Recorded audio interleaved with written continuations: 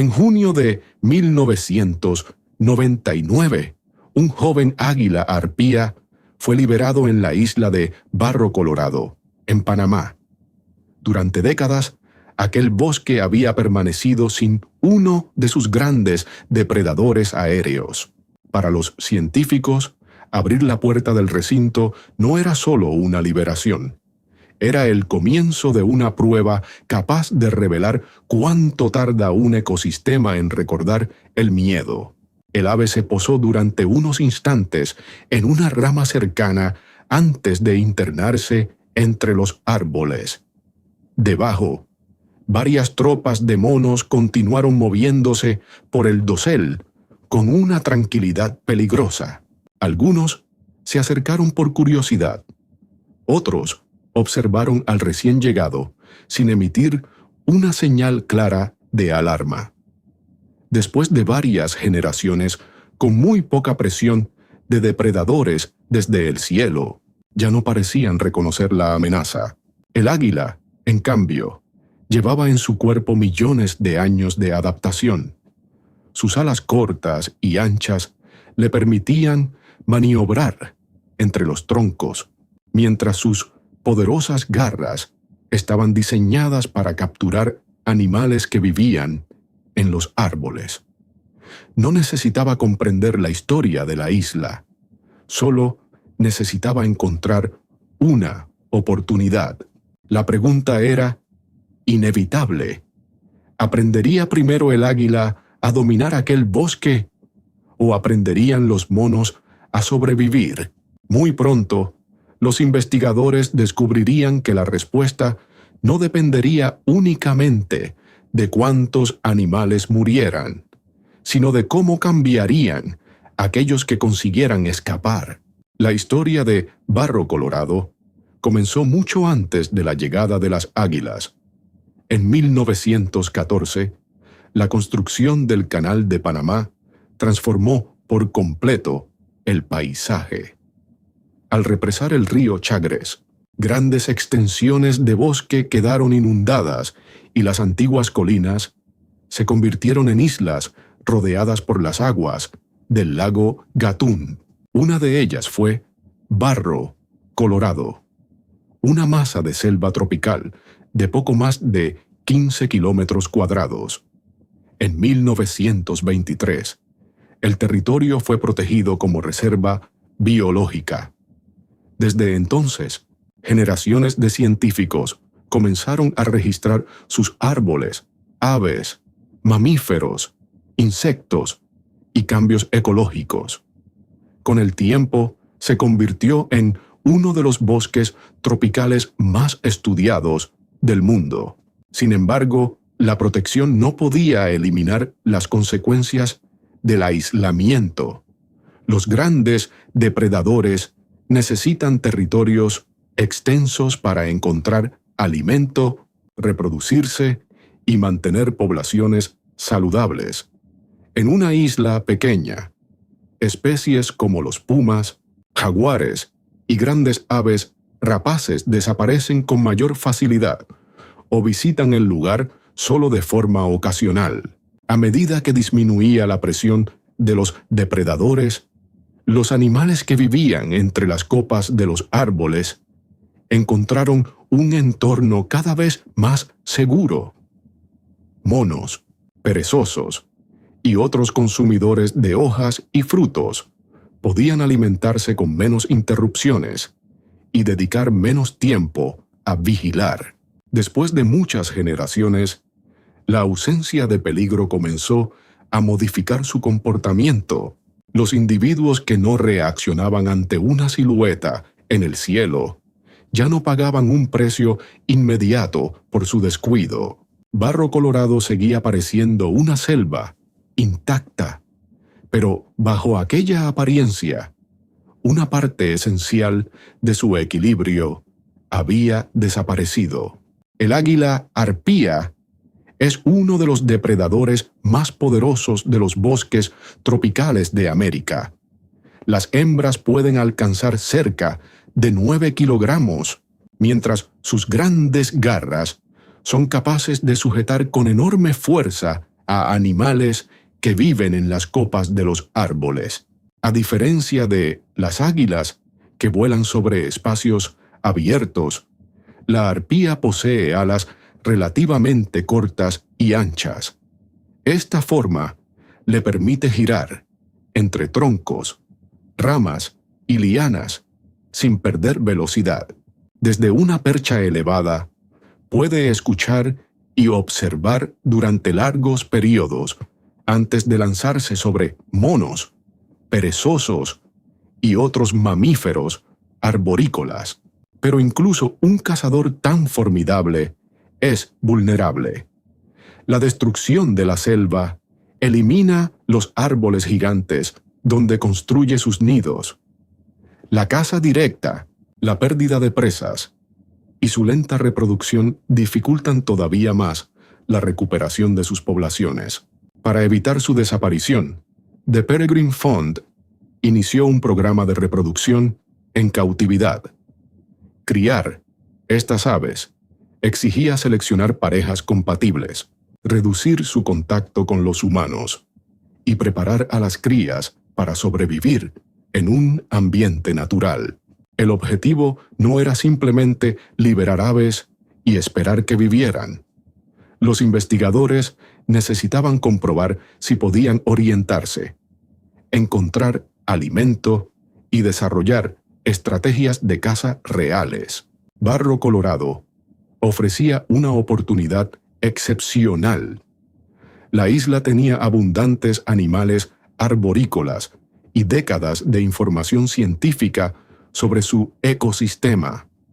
Allí, cada movimiento de las jóvenes águilas podía ser seguido mediante transmisores de radio. 2 aves serían liberadas. A partir de ese momento, sus instintos tendrían que enfrentarse a una selva que ya no recordaba cómo defenderse de ellas. El macho, identificado por los investigadores como J, fue liberado en junio de 1999, cuando tenía 19 meses.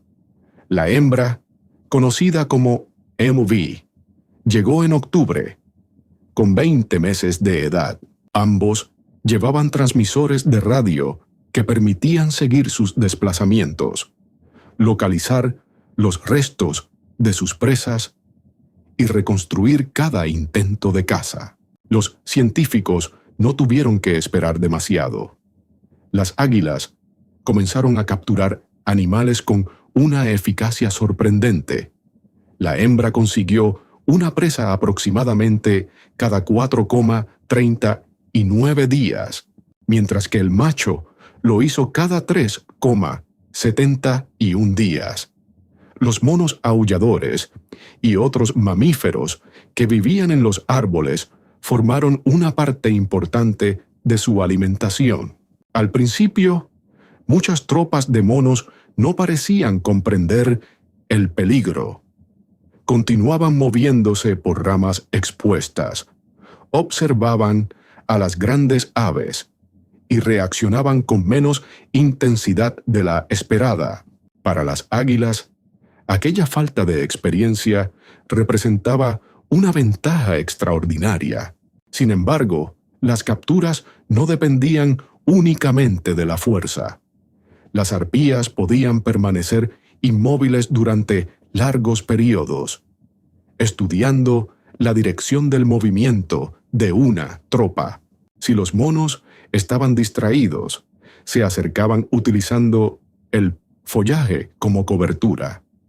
Cuando detectaban una vigilancia coordinada, podían retrasar el ataque o abandonar la zona.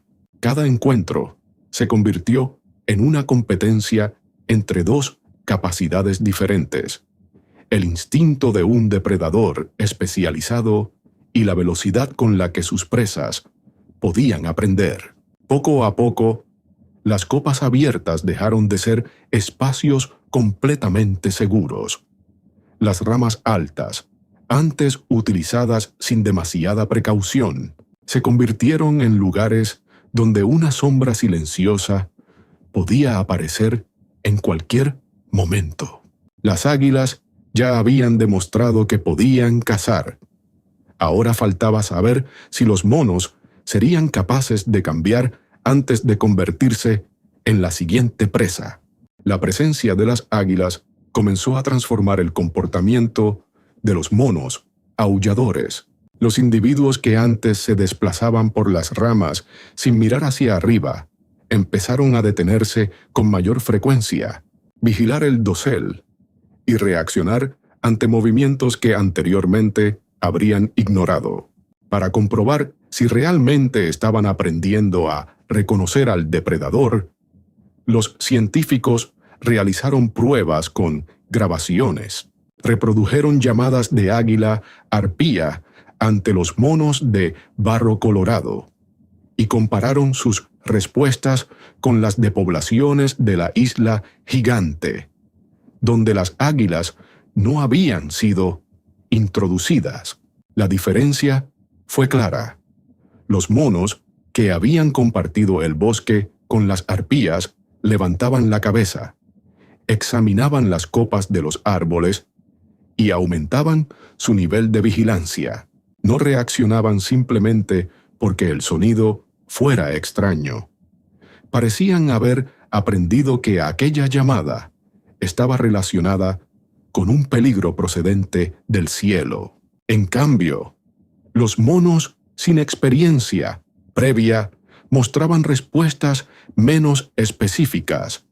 Podían inquietarse durante unos instantes, pero no dirigían su atención hacia el lugar desde donde probablemente llegaría un ataque. El cambio no significaba que los monos hubieran evolucionado genéticamente en pocos meses. Era una adaptación de comportamiento. Los animales que presenciaban un ataque escuchaban las señales de alarma de otros miembros del grupo o sobrevivían a un encuentro. Podían conservar esa información y utilizarla la próxima vez. El miedo comenzó a organizar la vida de las tropas. Algunos individuos vigilaban mientras los demás se alimentaban. Los movimientos por las ramas expuestas se volvieron más prudentes y el grupo prestaba mayor atención a cualquier ave grande que apareciera sobre el bosque. Las águilas no habían necesitado eliminar a todos los monos para alterar la isla. Bastó con que algunos ataques tuvieran éxito para que cada sombra sobre el dosel adquiriera un nuevo significado. Después del periodo de observación, las dos águilas fueron retiradas de Barro Colorado y trasladadas a otros programas de conservación. Su salida no significó que el experimento hubiera fracasado, ni que la población de monos hubiera colapsado. Los investigadores simplemente habían obtenido suficientes datos para analizar cómo reaccionaban el depredador y sus presas. La verdadera sorpresa apareció varios meses después, 7 meses tras la partida de las arpías.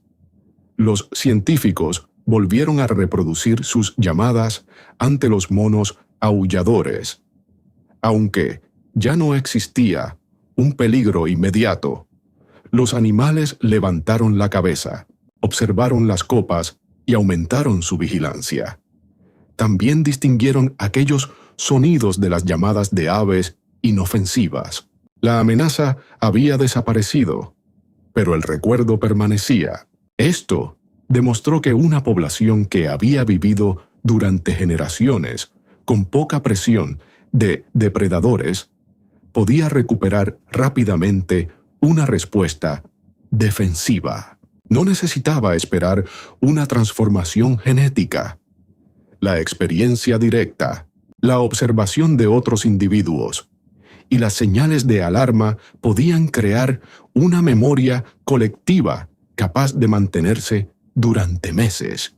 Sin embargo, el estudio también tenía límites importantes. Solo participaron 2 águilas y el seguimiento se realizó durante un periodo relativamente corto. Los resultados no demostraban que las arpías hubieran restaurado todo el bosque reducido de forma permanente las poblaciones de monos o solucionado por sí solas los problemas ecológicos de la isla.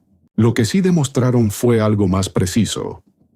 Cuando un depredador regresa, no solo elimina presas, también modifica decisiones, rutas, hábitos y niveles de atención. Las águilas abandonaron Barro Colorado, pero desde entonces, para los monos, el cielo ya no volvió a parecer completamente vacío.